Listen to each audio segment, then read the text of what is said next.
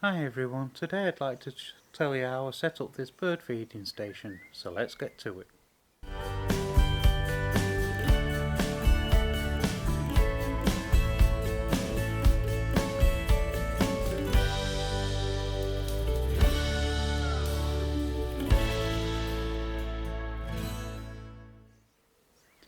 Hi, well today we're talking about my bird feeding station. It's a pretty modest sized one, with quite a variety of food on it, and I've placed it here because I haven't got a big garden, but it is near a lilac bush and some other bushes on my right hand side. So what I've got on is a variety of food.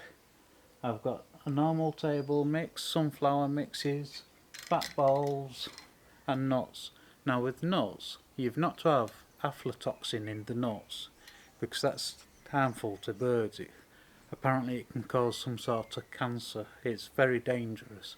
So you need to get your peanuts from a reputable company. Uh, so yeah, I've put it here. Now there is some controversy about why I've put it here because some cats can hide under bushes waiting for birds. But with it not being a big garden, I was very limited on space. I mean, my garden's only probably 12 foot wide, and it's pretty much a square one anyway. So that's why I've chosen here, because the birds can still land on the feeders, get whatever they want to eat, fly off into a bush where they feel a lot safer, and then come back. Now, I've filmed this last part first, this first part last, should I say, because earlier on it was just too bright and you wouldn't have seen anything, because the sun comes up from the east, obviously, and sets in the west, so I had to wait till later. So the next few videos will be were filmed before because I had to film them inside. So yeah, one thing with your feeding stations, if you have these type of feeders, you must make sure you clean them out roughly once a month because birds can catch diseases pretty easy off your feeders if you don't keep them clean, and if you're feeding birds you don't want them to get ill. So once a month generally take them down, give them a wash in mild detergent. If you just put 1 or 2 drops in with a full bowl of water, that's plenty, and then let them air dry.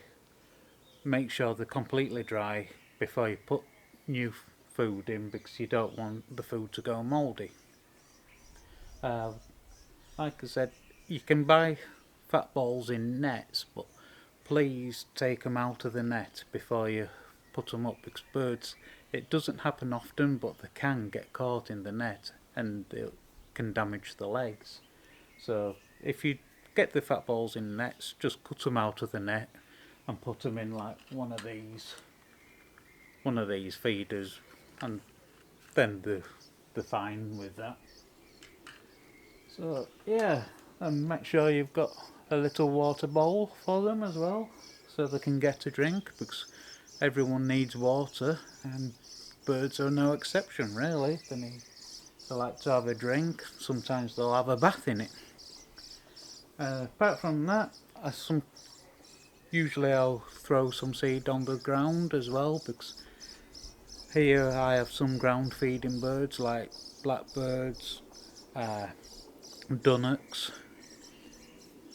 Here I've got a bit of Niger seed for a goldfinch.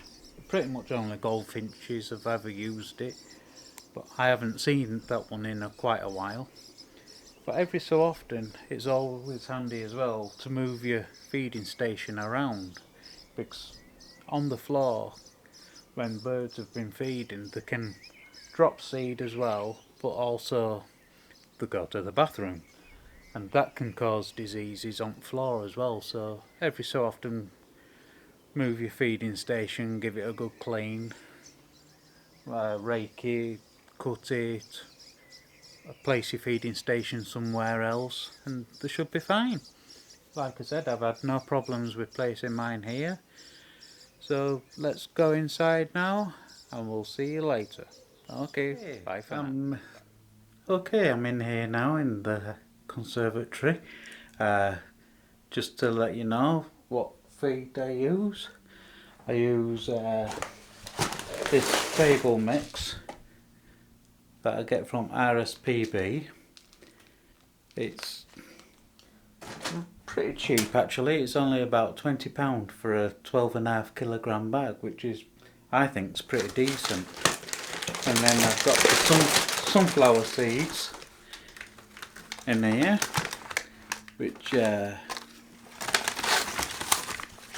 like a lot, to the birds. So now, as you can see outside, I've got a very small garden.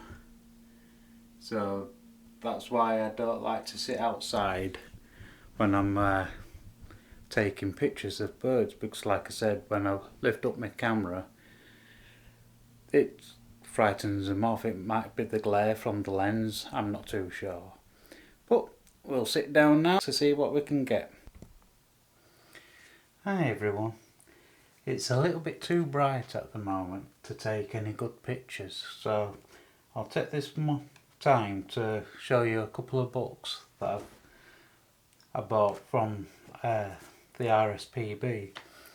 I got, which I find is really good for when you're just starting out. The first one's this Pocket Garden Birdwatch book, and it was about £7 from RSPB. Now this book is really good. I mean, I've used it a lot. It tells you everything from feeding to the songs, how to identify birds, how to set up your gardens.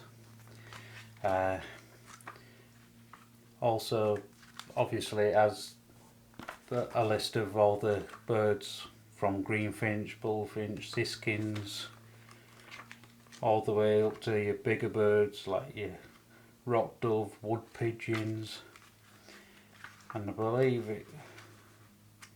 Yeah, it's even got like sparrow hawks and your grey herons as well. So yeah, that's a really good book if you're just starting out, and it helps along with the feedings and bird feeders as well. And the other one I got when I first joined the RSPB, and it's a handbook of British birds, and it is absolutely fantastic.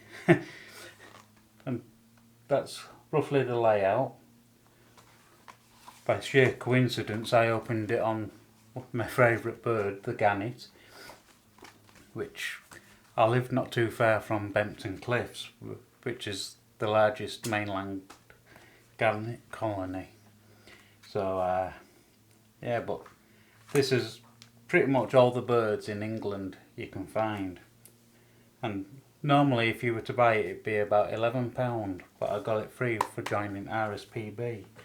So they've been fantastic of these books. I can't say enough about them.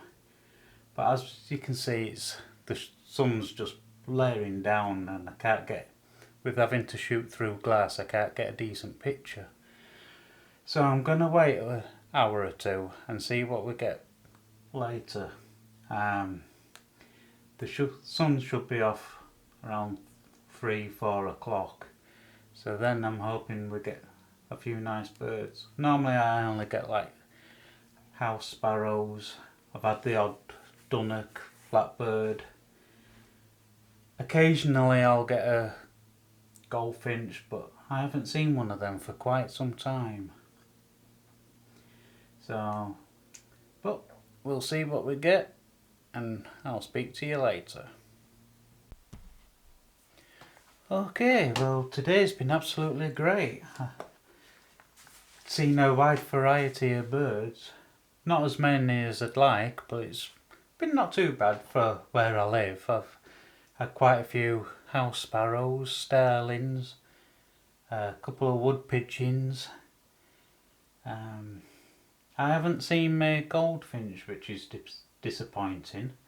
But yeah, all in all, it's been a really good day. I'll put the images up on at the end of this vlog. But they all seem to have gone home for tea, should I say now. But yeah,